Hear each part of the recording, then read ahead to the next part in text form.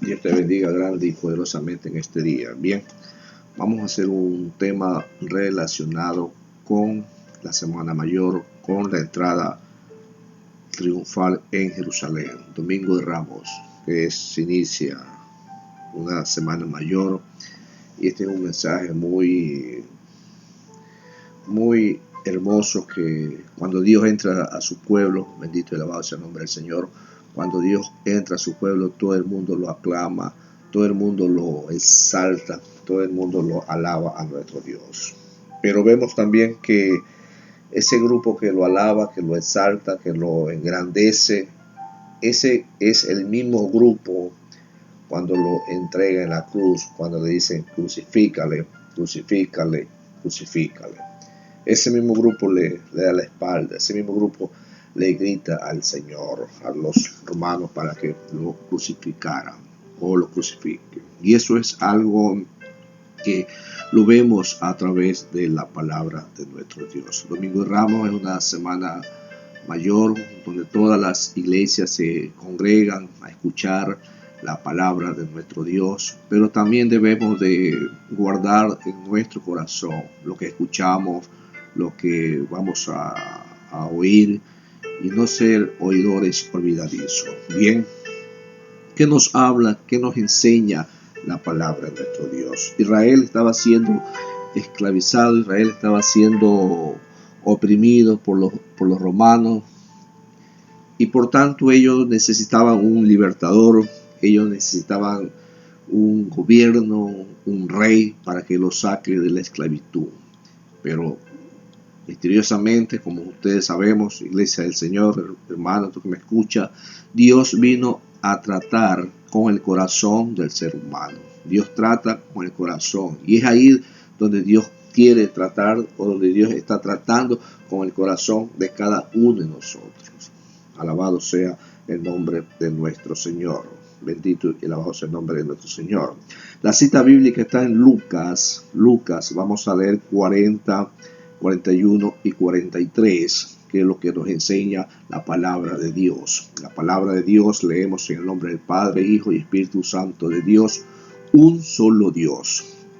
Él respondiendo le dijo: os digo que si esto callara, las piedras clamarían. Versículo 40. Cuando llegó cerca de la ciudad, a verla lloró sobre ella, diciendo: oh, si también tú conociese, a lo menos en este tu día, lo que es para tu paz, mas ahora está encubierto de tus ojos, porque vendrán días sobre ti cuando tus enemigos te rodearán con vallado y te sitiarán, y por todas partes te estrecharán y te derribarán a tierra y a tus hijos dentro de ti, y no dejarán en ti piedra sobre piedra, por cuanto no conociste el tiempo de tu visitación, por cuanto no conociste el tiempo que Cristo estaba a la puerta, que Cristo entró en tu corazón, que Cristo entró al pueblo de Israel. Bien, gloria sea el nombre de nuestro Dios. Leamos Lucas 19:28. Dicho esto, iba adelante subiendo a Jerusalén. Aconteció que llegando cerca de Betfagé,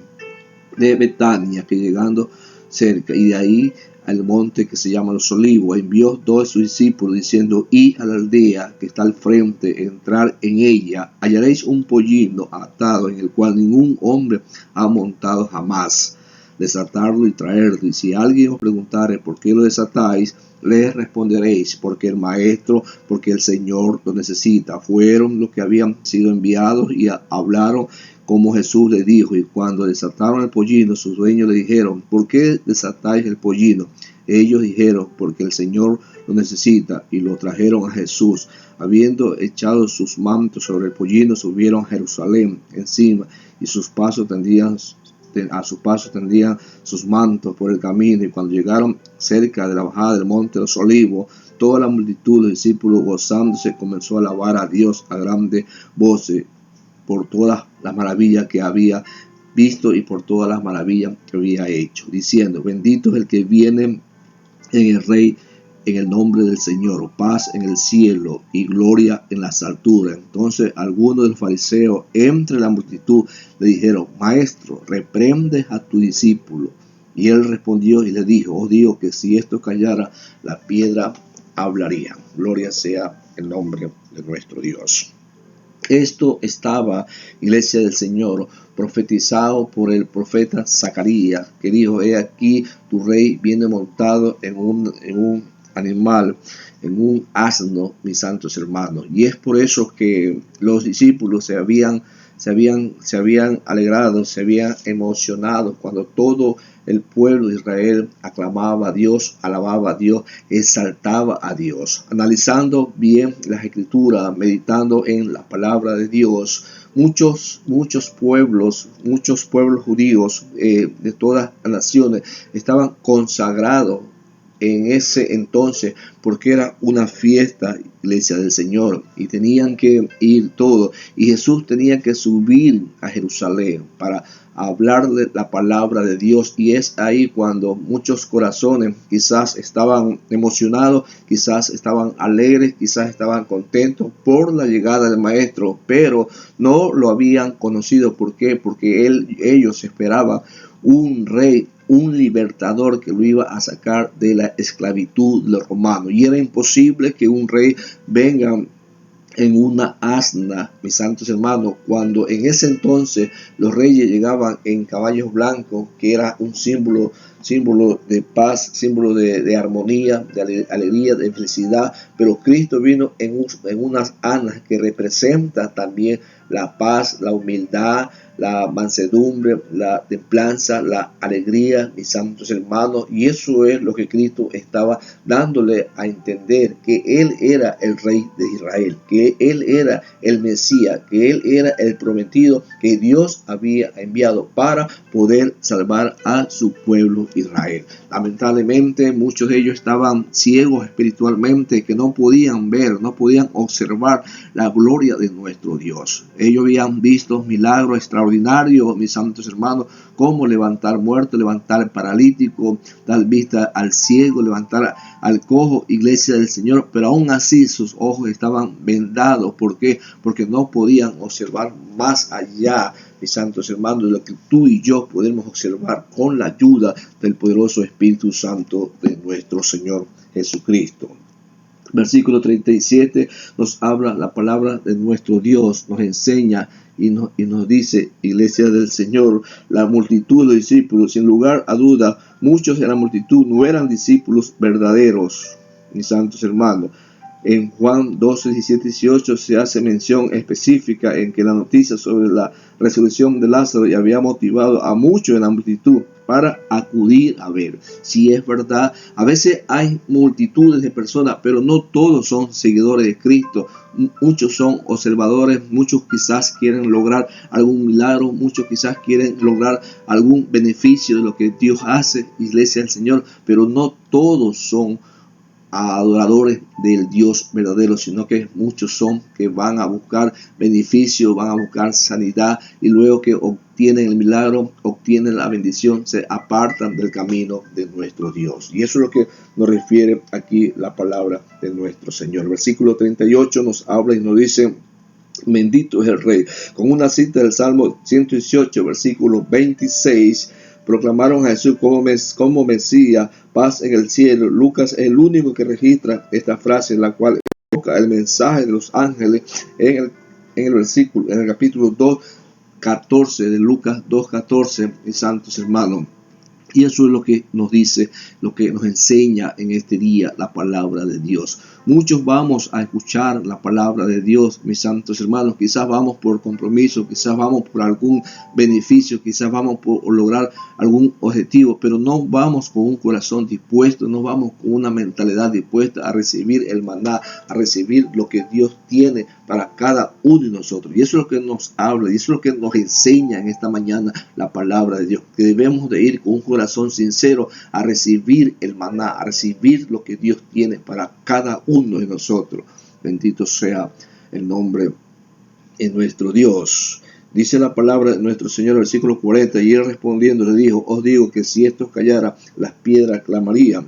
Esta expresión constituye una afirmación contundente de su deidad y de tal vez una referencia a las palabras de Habacuc 2:11. La escritura habla con frecuencia de la alabanza a Dios por parte de elementos inanimados de la naturaleza, mis santos hermanos. La naturaleza mismo alaba a Dios, la naturaleza mismo clama a Dios a través de los vientos, a través de los árboles, a través de los silbidos, a través de todo lo que Dios ha hecho en la naturaleza. La naturaleza clama a Dios, la naturaleza habla a Dios, y es por eso que Dios habla en su palabra y nos dice: si esto os callara, las piedras clamarían. Bendito, alabado sea el nombre de nuestro Dios, refiriéndose a la naturaleza, refiriéndose a los mares, refiriéndose a los vientos, iglesia del Señor, porque ellos hablan también a Dios, le dan la gloria a Dios, ya que tú y yo tenemos boca y muchas veces no podemos hablar. Nos enseña la palabra ahí en Lucas 19:42.